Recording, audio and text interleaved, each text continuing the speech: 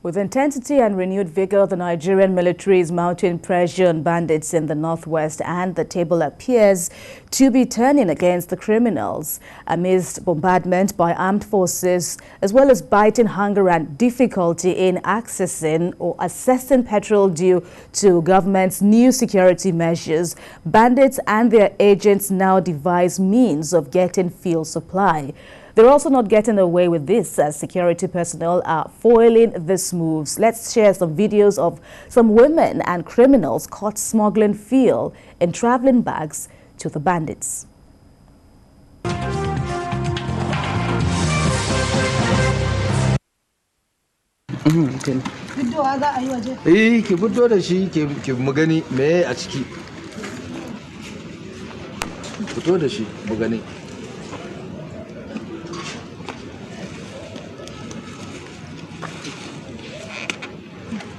Yawwa to ke kin fito da naki ke fito da naki mu gani wannan jikai fatta yage ai rubi biyu ne oh man petrol din ne haka petrol ne ranka to bude mu gani yawwa haka ake daure shi to mayar mu gani ƙunshe mu ga yadda kuke yi ke ma mai da naki mai da mu gani ya kuke yi kuke sawa a jaka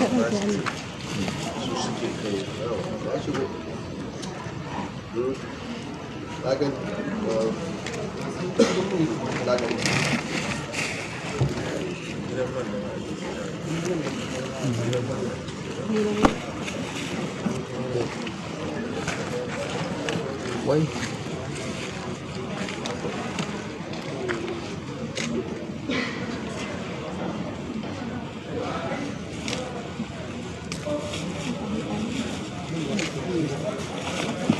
karki fasa fa sa a hankali sa yanda kike sawa mu gani expert to jazib din in kin sa jazib din yawa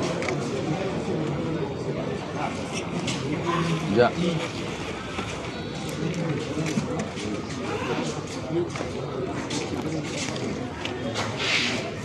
to rataya yanda kike ratayawa in kar a kama ki rataya an gani a'a ba a iya ratayawa ne me kike yi to aka kike dauka a'a mota da an tsaye haka ban an aje su nan bakin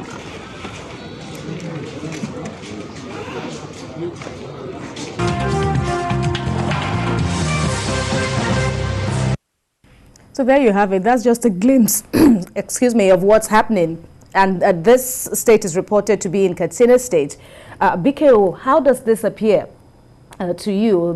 These women are said to be, one is 16 years, another is 45, and the third is 50 years old, as well as the riders who seem to be aiding, or who are said to be aiding the bandits. How does this appear to you?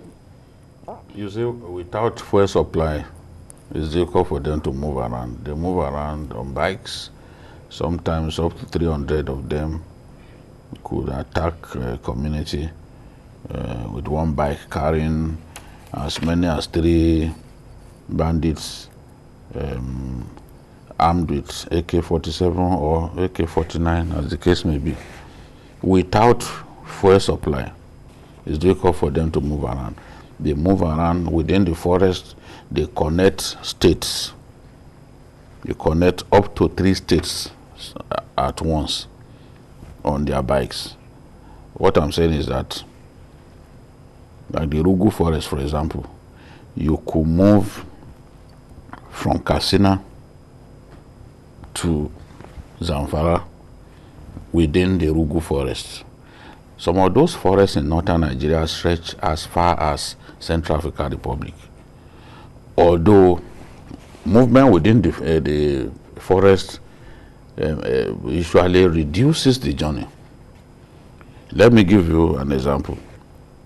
The children who were kidnapped in Tegina in Niger State, they were taken to Kebbi State. Of course, they are not going to use the conventional routes that you and I are familiar with. It's still within those forests that they'll be moving around. There are some communities, some Niger State communities, share boundary with Kebbi State and Rijau local government in Kebbi State, Yauri, Brini, Yauri, where those children were, where those FGC students were kidnapped, is along the border with Niger State. So they are able to move around on those bikes, but you need to fuel the bikes. Even if you are carrying out an operation, you need fuel. So government then said, okay, from now on, fuel will no longer be sold in jerry cans. So it's been tough for them to get a supply of fuel. Some people also supply them loaves of bread. Some arrests were made in Katsina, and the government says, see, if you keep supplying these undesirable elements, bread, then we will have to close down your bakery. So they are tightening the noose. They are tightening the screw on these guys, making it difficult for them to operate freely as they used to do.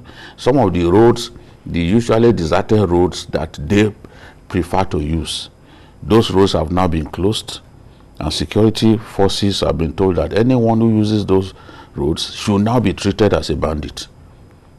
So it's tough, even if you want to take supply to them, given that those roads are now officially designated as closed.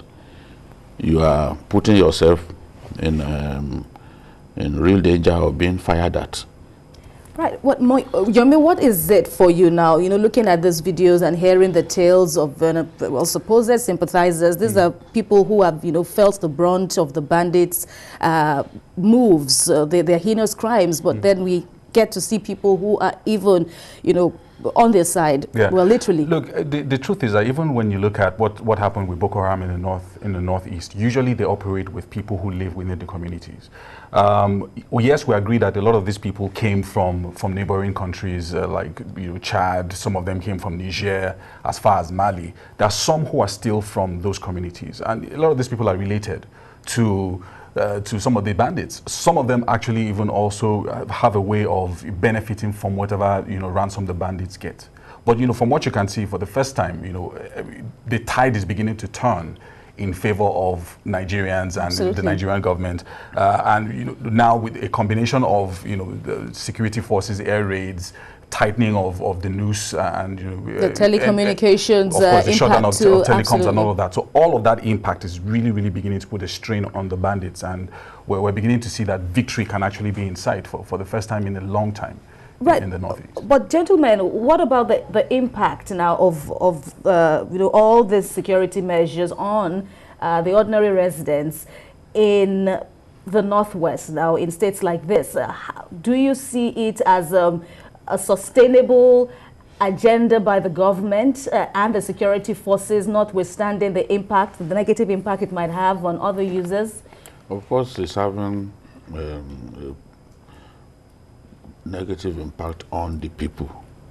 That is why I advise that this military campaign should be swift, should be really decisive, and get us to the root of this whole problem, up to the point that we can say, yes, there is victory in sight.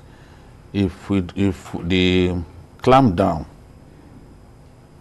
lasts for too long, these are people who will suffer. For example, there are markets that you close. You closed livestock markets. There are people who genuinely are in the business of selling livestock. How do those ones survive? It means that they have to choose another line of business. And this is something that some of them have done for up to 4 or 5 decades. Absolutely. Already, it's bad enough for them that they can't even, there are places where they used to go to buy livestock that they can't go to now because of insecurity. But official markets that they were patronizing, you've now said no, those markets should remain closed because bandits do a lot of cattle rustling, and they take cattle that they have rustled to those marketplaces to sell so that they can make some money to oil their banditry. But both ways, the innocent people, the innocent livestock sellers, and the bandits will feel the strain. It's the same thing with the use of telephones. There are some of my friends that I wanted to communicate with them, that I couldn't talk to. Even I was trying to call someone in Sokoto the other day. It then suddenly occurred to me that, some local governments have been, I think 14 local governments or so, including the hometown of the governor, Tambua, access to telephone. I mean, to use of telco services have been disabled. So it's, I just hope that this thing, we can end decisive victory quickly so that our people can return to their normal lives and not suffer too much because of the activities of bandits.